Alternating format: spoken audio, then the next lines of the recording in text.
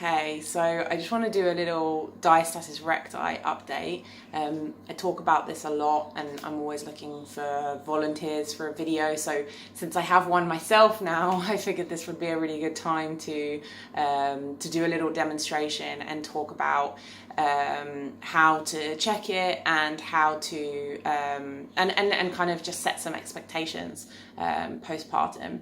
I'm 4 weeks today. I probably should have done this a little bit earlier, but you know, having a newborn and everything isn't really the first thing on my mind. So I'm just going to walk you through the check that you can do for yourself at home.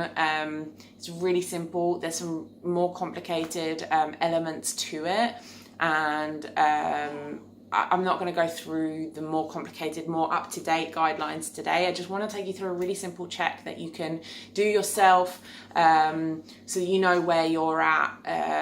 If the tummy bulge is to do with diastasis, and also I see a lot of women who are like, you know, they've told me I have like a 10 centimeter gap, and then you check them and they really don't.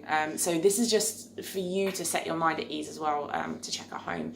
I just want to say as well that a tummy bulge is not necessarily to do with a diastasis, and if you're like 4 weeks, 6 weeks postpartum, 8 weeks postpartum, even more, like, and you have a bulge still, it may or may not be to do with a diastasis, and it's not that big a deal. Everyone has a tummy postpartum, and it's not necessarily because there's a problem. It might, it's natural. It's natural to have a bulge early on postpartum. It takes time for everything to go back to place. So I just see a lot of mums at 6 weeks, they're like, why do I still have a tummy?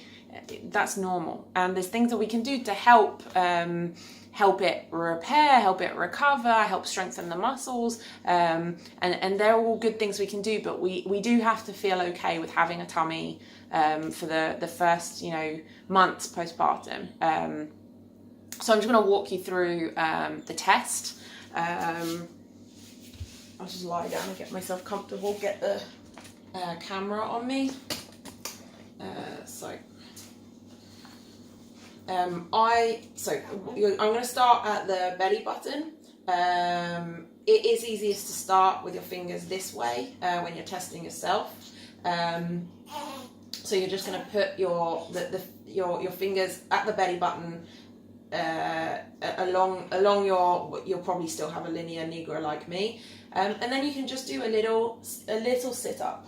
Okay, just lifting your head is not a sit up at all. It's not even a crunch. It's just lifting your head up off the floor, and that will contract these muscles, and it will show up any separation here.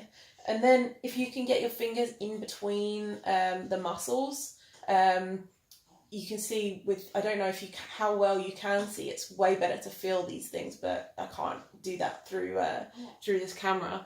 There is a gap here. I can get it's about 1 finger width. So I'm testing for 2 things. I'm testing for the width between the muscles and the depth between the muscles. So here, if I roll up, my fingers fit really snugly between the 2 sides of the rectus abdominis, but they go in fairly deep. There's not that much tension in the linea alba. And then if I work my way up, I can feel that same gap all the way up to my rib cage. There's always more tension up here. There's usually more tension up here. And then as I go down, I feel like there's no gap in my lower belly. It's just from the belly button up. Okay, and what I can do is I can also go this like long ways and double check that, okay, I've got that finger gap here, and then I can try and get 2 fingers in, and I can just about push the muscles apart to get 2 fingers in, but I don't think that's a 2 finger gap. That's more just a 1 finger gap. So we're checking for the 2 things. We're checking for the distance between the muscles, but we're also checking for how far the fingers go in. And you can see with me, they go down to at least like the first knuckle. And sometimes there can be lots of tension and fingers don't go in very far, but there's a wider gap. There's lots of variations on the theme. If you want to want to take it a step further, you can time it with your breath and with a pelvic floor contraction and see if that changes the tension in the muscles. But I'll go through that in a different video that adds another level of complexity onto it. This just basically, I'm going to face the camera again. This just basically gives you a really basic indication of if you have a diastasis, how deep it is, how wide it is. Gives you a good starting point, and it's something that you can check in with yourself, every week, every few weeks, and see if it's improving. You don't have to see a professional for a kind of diagnosis. Something that I hear lots of people like, can you diagnose this? Can you? And it's not a diagnosis. It's just a very simple check, and it can give you a really good indication for yourself how much tension there is in the fascia, in that linea alba, in the connective tissue, but also how big or how deep the gap is. So, and it's very normal to have a diastasis postpartum. So if you're checking yourself 2 weeks postpartum or 4 weeks postpartum like me, and you have a separation, it's so normal. I mean, some studies show that 100% of women have a separation in the final trimester of pregnancy. So really don't freak out. Don't worry about it. There's a lot that you can do. We still want to do stuff to improve it. We obviously want it to go back as much as it can. But it's really not a big deal. Early postpartum, there's a lot you can do. The earlier you get it, the more you can do to rectify it. And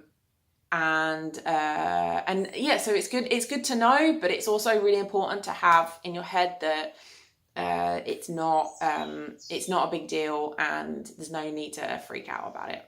So I hope that was helpful, yeah, let me know if you have any questions. Thanks.